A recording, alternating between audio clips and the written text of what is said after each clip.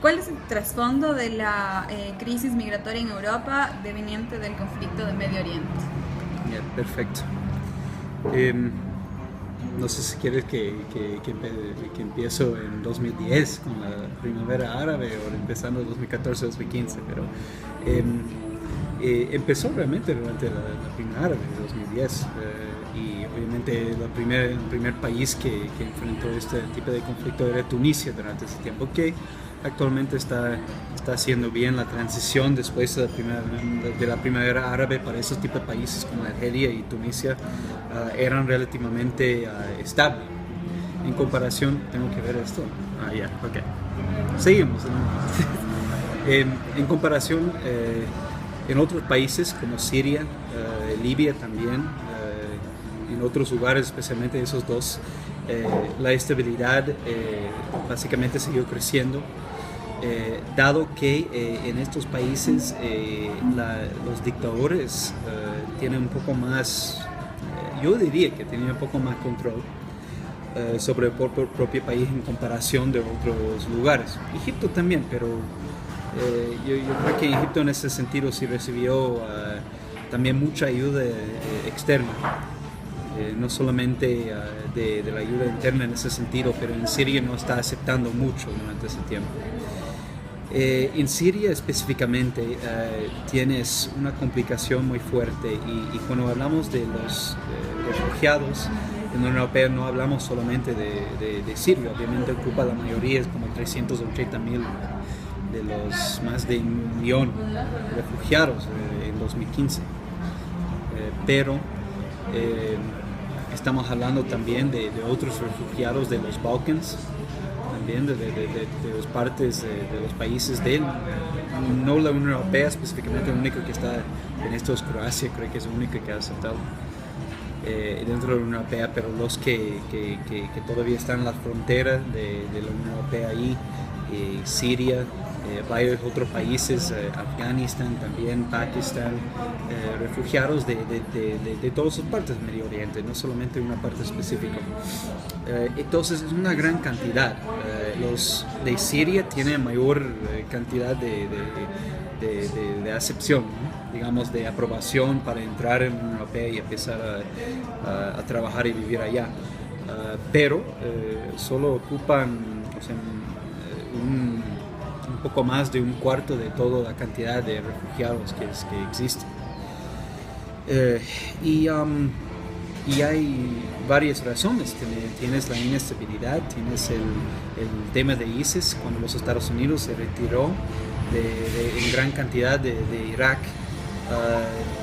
No quiero decir que dejó mucha inestabilidad, pero sí abrió un poco de espacio para otros grupos a entrar en poder.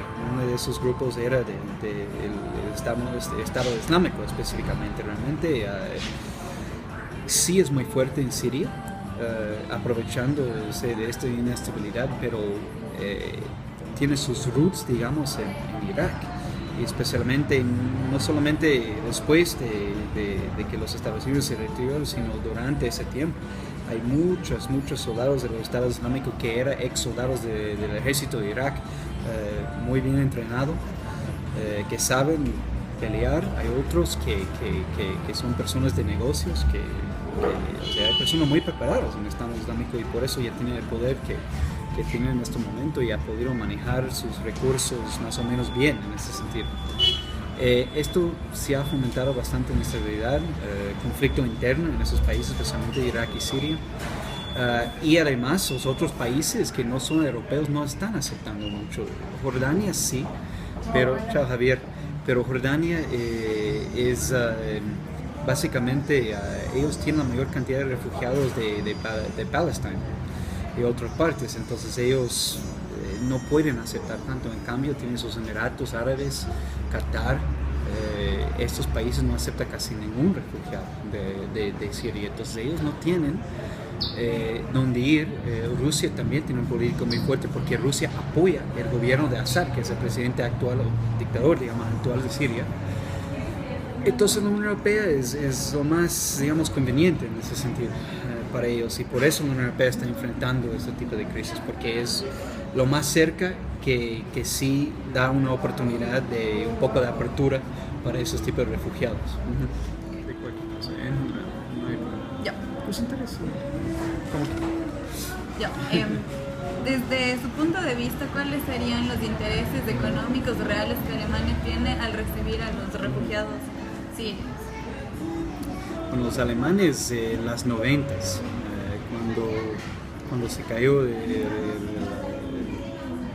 muro de Berlín y ellos, bueno, básicamente otra parte de Alemania empezó a integrarse con el país en general.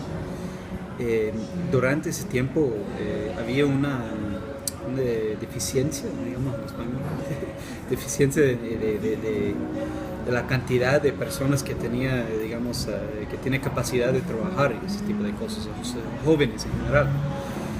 Ellos tenían una política muy fuerte durante los 90 y ellos recibieron un montón de refugiados de los Balkans. Durante el Balkan Conflict en los 90 también recibió bastante, pero para ellos en ese sentido, durante esa época no fue considerado algo muy grave, muy mal, porque se dieron cuenta que necesitaban este tema, por mayor cantidad de jóvenes por temas laborales, más bien, por temas de productividad. Y tenía una política muy fuerte durante ese tiempo que todavía quería mantener. El problema es que también, hablando de, yo creo que 2005, 2007, algo así, había otro flujo, digamos, de refugiados. No, creo que 2010, durante la primavera árabe. Y durante ese tiempo tenía una política mucho más cerrada. Y esto fue complicado porque la imagen del gobierno alemán fue un poco,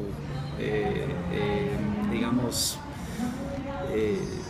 no quiero decir que simplemente la imagen de Alemania fue mal, pero se convirtió en un país que ellos no van a aceptar a nadie, o algo así. Entonces, yo creo que para mejorar un poco esta imagen se implementó otra vez ese tipo de política que tenía en los 90, porque sí volvió a tener ese tipo de deficiencia en temas productivos, en temas laborales, en temas de productividad, y necesitaba esa gente muy similar en Japón, aunque Japón tiene una política mucho más cerrada.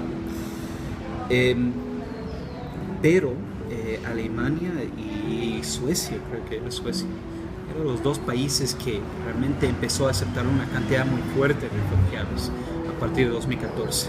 Y en 2015 vimos que se ha aplicado 1.09, algo así, 1.1 millón un poco más de 1 millón de personas para asilo en Alemania. Y no solamente aplicaciones, pero los que ya fueron procesados para entrar y vivir en estados diferentes de Alemania. Entonces, la política es muy fuerte. Originalmente creo que era por temas de productividad y temas de su propia imagen. Ellos sabían que tenían que tomar la posición de liderazgo dentro de la Unión Europea, especialmente con otros problemas que les estaba enfrentando con otros países durante esa época, y sabía que si ellos no hacen nada, los otros países tampoco iba a poner una política fuerte de aceptación para los migrantes. Resultó que tenemos solo 2 países, bueno, podemos incluir Dinamarca, porque Dinamarca acepta un montón en comparación de su población, pero no es mucho, porque su población es 5 millones. Pero en grandes cantidades solo tenemos unos 2 países que realmente están aceptando bastante. Y uno de esos es Alemania, que está aceptando la mayor cantidad y por cientos de miles, básicamente, de personas, más que segundo o tercero. Entonces, van a cerrar las puertas si hay otros países que simplemente no siguen esta posición. Económicamente, por temas de productividad, es interesante para ellos. Ellos necesitan esta gente, pero necesitan gente preparada. Hay gente muy preparada que está viniendo como refugiados, pero dado la cantidad, o sea, hay personas de grupos socioeconómicos diferentes, un montón, y la cantidad de tomar de aceptación de los refugiados, de personas que estaban aplicando por asilo. Más de 1 millón en un año va a ser muy complicado para ellos manejar.